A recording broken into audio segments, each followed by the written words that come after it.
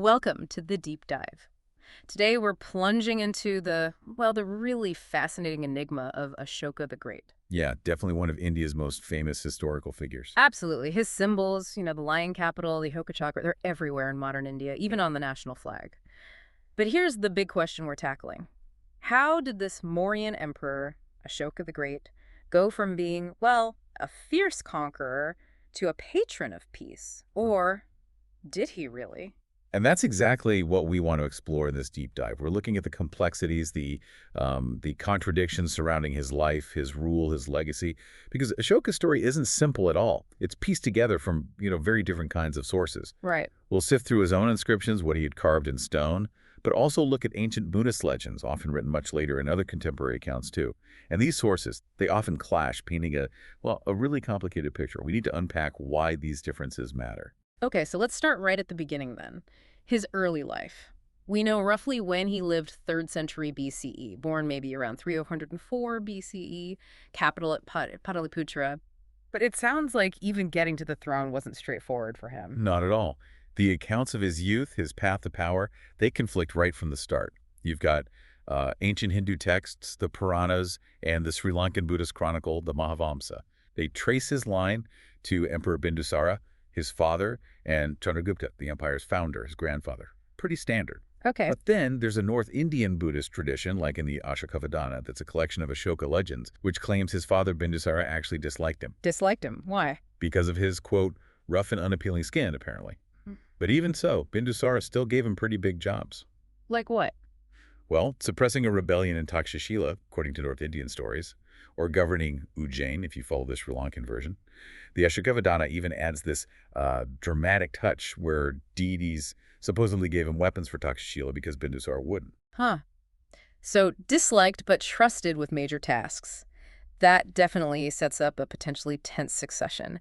And the stories about how he actually became emperor sound really dramatic. Lots of dispute. Oh, they are, and they vary quite a bit. The Ashoka, for instance, suggests ministers tricked Bindusara, put Ashoka on the throne temporarily, and then, boom, a divine crowning made it permanent. Tip. Okay. But then the Mahavamsa paints, a much bloodier scene. It claims Ashoka killed his eldest brother. Just the one? No, it gets worse. It says he killed 99 of his half-brothers to grab the throne. 99. And that this led to a 4-year gap before he was even formally crowned. Wow, 99 brothers. That's quite a number. It certainly makes for a gripping story. It does.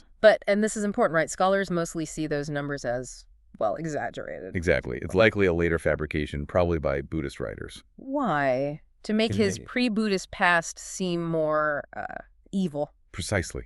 It makes his later transformation seem even more striking, more miraculous. And we actually have evidence from Ashoka himself that contradicts this. We do. His own rock edict number 5 mentions looking after the families of his brothers, sisters, and other relatives. That suggests at least some brothers survived. So maybe a struggle for the throne, yes, but probably not a wholesale massacre of siblings. That seems much more likely. Okay, so we've got this potentially contentious rise to power. But before we get to Ashoka the Great, let's look at the other side of the coin. What about Chandashoka? Ashoka the Fierce. Right, the fierce Ashoka. Both the Sri Lankan and North Indian Buddhist traditions really emphasize his cruelty before he embraced Buddhism. The Ashoka, for example, lists several pretty brutal acts. There are even legends about him visiting the underworld to study torture methods. Seriously, he studied torture? According to the 5th century Chinese traveler Faxian, yes. And later, Huanzang, another traveler in the 7th century, claimed he even saw a pillar marking Ashoka's infamous hell prison. A personal torture prison, that's our... Yeah. It paints a very grim picture, yeah. So with that kind of reputation, what sparked the change? Was it one big event or more gradual? There's definitely one event that stands out in almost all accounts. The Kalinga War. Ah, yes, Kalinga. Happened around his 8th year as emperor, so maybe 260 BCE. And the devastation was just immense. Ashoka's own words in his major rock edict 13 are incredibly stark.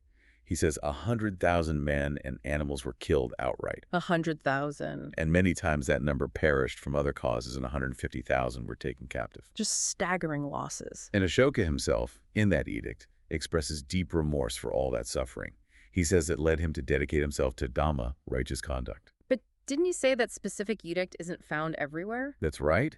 And this is fascinating that Edict 13, the one detailing his remorse over Kalinga, is conspicuously missing from the inscriptions found in the Kalinga region itself. Why would that be? Well, maybe political sensitivity. Didn't want to remind the locals of the conquest. We don't know for sure, but it's a telling omission. It really suggests he or his administration tailored the message for different audiences. Okay, so Kalinga sparks remorse and a turn towards Dhamma. But his actual conversion to Buddhism, that's another era with conflicting accounts, isn't it? It absolutely is. Yeah. This is where you really see the different sources diverge. The Sri Lankan tradition, the monastic chronicles, they have a neat timeline. Ashoka's already a devout Buddhist by year 8. He supposedly converted in year 4. Before Kalinga. Yes, according to them. They even say he built 84,000 stupas between years 5 and 7. Yeah. All before the war. 84,000 stupas. We'll come back to that number. But his own words say something different. They do. Ashoka's own inscriptions, specifically a minor rock edict from his 13th regnal year, suggest it was more gradual. How so? He says he'd been an Upasaka, a lay Buddhist follower for a while, but only made much progress in the faith in the last year. He'd drawn closer to the Sangha, the monastic community. So his commitment deepened after Kalinga, which fits the remorse narrative better. Exactly. Mm-hmm. It suggests Kalinga was indeed the catalyst, or at least significantly deepened a pre-existing inclination. And are there stories about how he first encountered Buddhism? Like, who introduced him? There are some lovely legends, yes. The Sri Lankan version talks about a young monk, Nigroda, who was actually Ashoka's nephew, impressing him with a sermon. His nephew. And then there's the Divyavadana tradition, which credits a monk named Samudra. Apparently, Samudra miraculously escaped Ashoka's hell prison, which caught the emperor's attention. Ah, the prison again. But we should also remember, Buddhist monasteries and communities already existed in India before Ashoka. It wasn't like he discovered it out of nowhere. The influence was already there. Right. So after this shift, he becomes known as Dhammashoka, Ashoka the Righteous. How did this Dhamma play out in his actual policies, his governance? Was it just Buddhism? That's a great question. His Dhamma wasn't strictly just Buddhism. It was broader, more like a moral code and ethical policy. It involved active social concern, religious tolerance, very important ecological awareness, general ethical rules, and, crucially, renouncing aggressive war. Can you give some examples from his edicts? Sure. He set up medical facilities for humans and animals, which was incredibly forward-thinking. Wow, for animals too. Yes. He ordered the planting of medicinal herbs, shade trees like banyans, mango groves, built rest houses and wells along roads, apparently every half mile. Infrastructure for well-being. Exactly. And he restricted animal killing. Famously cut down the meat in the royal kitchens eventually to almost nothing. Banned the killing of certain animals, nursing mothers, and things like castration during specific times. But not a total ban on meat eating across the empire. No, it seems he didn't prohibit common things like cattle slaughter or beef eating for everyone. It was more about limiting cruelty in specific types of killing. Okay. What else did his Dhamma encourage? Things like obedience to parents, generosity, especially to priests, and ascetics of all kinds, and, interestingly, frugality, less waste. He also appointed special officials, Rajukas, Pradesikas, and these Dharma Mahamatras, whose job was specifically to promote welfare and happiness among the people. It sounds incredibly ambitious, a whole state apparatus geared towards moral well-being. It really does. And you mentioned the 84,000 stupas earlier. That connects to the grand constructions attributed to him, right? Yes, the legends are full of that. Constructing 84,000 stupas or viharas, Buddhist monasteries or shrines. Sometimes it's said they were all finished at the same time, miraculously. 84,000 is probably symbolic, I imagine. Almost certainly symbolic of a vast number, showing immense piety and imperial power. But he definitely did build significant structures. The Vajrasana, the Enlightenment throne at Bodh Gaya, where the Buddha was enlightened, is traditionally attributed to him.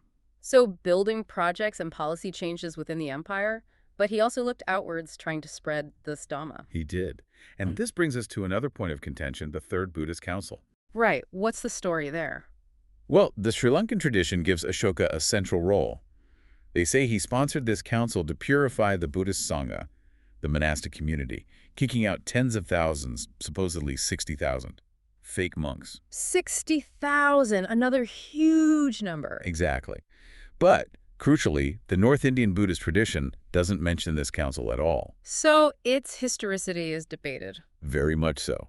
though some scholars argue his edicts do show he cared about the Sangha's purity and unity, even if the council itself is uncertain. Okay, council or no council, did he send people out to spread the message? Yes, according to the Sri Lankan sources, definitely. They describe missions sent out, famously including his son Mahinda and daughter Sangamita. His own children? Supposedly. Yeah. Though Sangamita's historical existence is also debated by some. But these missions reportedly went to Sri Lanka, Kashmir, Gandhara, the Himalayas, even to the land of the Yona. The Onis, that's the Greeks, right? That's right. And Ashoka's own Rock Edict 13 confirms this outreach.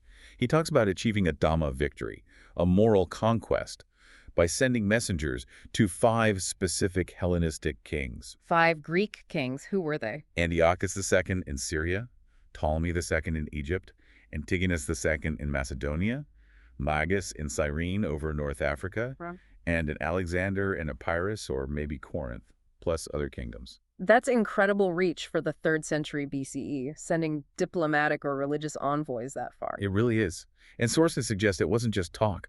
Greek people living within his empire did convert to Buddhism. Oh, really? Yeah, and there were even Greek Buddhist monks, like one named Dharmaraksita, who actively helped spread the faith. So the influence was genuinely international. It seems so.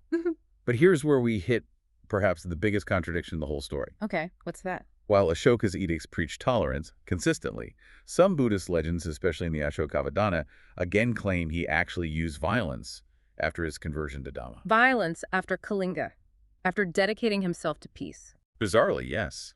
These stories are quite jarring. What do they claim he did? Well, one story says he tortured someone named Chandagarika to death. Another claims he massacred 18,000 heretics followers of other sects just because one of them insulted Buddhism. 18,000? That sounds completely opposite to his edicts. Exactly. And there's even a story about him launching a pogrom against Jains, offering money for their heads. A pogrom? Yeah, and supposedly this led to his own brother, Ashoka, being accidentally killed because someone mistook him for a Jain. Goodness. How do historians make sense of these stories? They seem totally incompatible with Ashoka. Well, the scholarly consensus is pretty clear. These stories are almost certainly later fabrications. Fabrications, why? They likely stem from sectarian propaganda, maybe centuries later. Crucially, they aren't backed up by other sources, like Jain texts from the period. The Jains mention Ashoka, but not these persecutions. And his own words again. His own edicts constantly stress tolerance for all sects. Brahmins, Ajivikas, Nirgranthas, which means Jains. He explicitly says people shouldn't put down other sects, but should learn about them. He even supported other groups, didn't he? Yes, he dedicated caves near Gaya to non-Buddhist Ajivika ascetics. There's simply no solid evidence from his time that Buddhism became a state religion or that he persecuted anyone. These violent stories seem to be legendary additions. That makes more sense. It fits the image from the edicts much better. Okay, let's zoom out again. His empire was huge, right? Covering most of India, parts of Afghanistan. Immense. Pretty much the whole subcontinent, except the very southern tip. Capital at Pataliputra. A truly vast territory. And even after embracing nonviolence, or at least non-aggression, did the empire maintain its strength?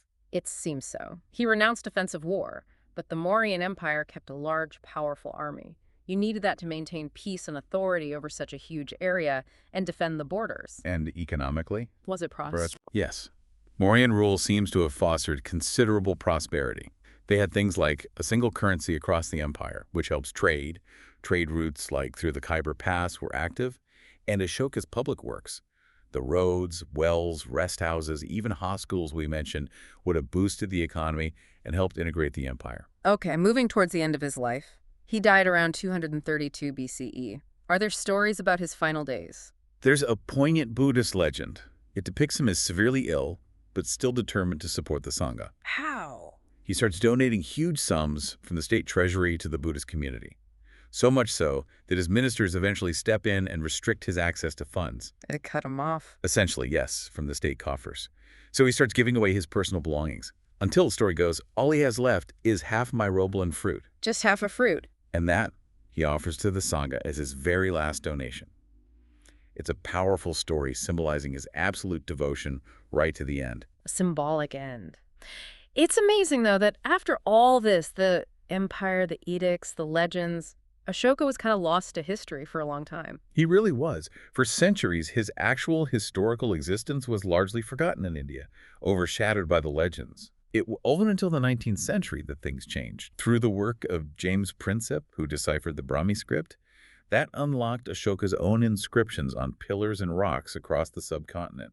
Suddenly, the historical Ashoka reappeared. And now he's incredibly significant in modern India. Absolutely central. The lion capital from his pillar at Sarnath is India's state emblem.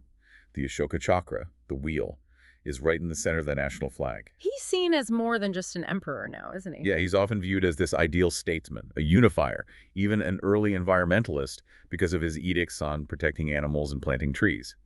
He's become a very modern icon in many respects. But there's still debate about the impact of his policies, particularly his pacifism, right, on the empire itself. Yes, that's a long-standing debate.